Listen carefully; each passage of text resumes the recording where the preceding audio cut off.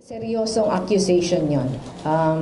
Kung totoong binabayaran yung police for every killing that is done, gustong sabihin talagang yung extrajudicial killings ay state sanctioned. Very serious accusation yon. But until wala pang formal investigation na ginagawa, it remains to be an accusation. Yung huli kong balita, it will be taken up sa Senate Committee on Public Order and Safety.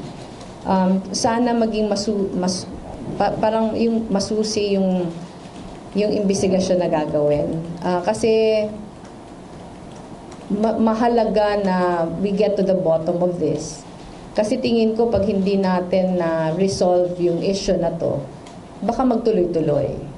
Karapatan naman nilang sabihin yung accusation na yan, pero hindi gustong sabihin na hindi na natin iimbestigahin yung mga datos o detalye na sinabi dun sa AI report. Of course, parating maraming dimensions yan. Pwedeng totoo, pwedeng hindi.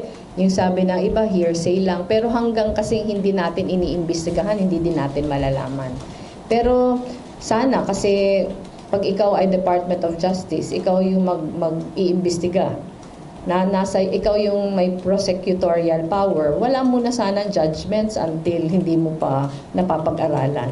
Kasi kung meron na kaagad ng judgments, ano yung assurance natin na justice will still be served, na meron ng desisyon kahit wala pang investigasyon?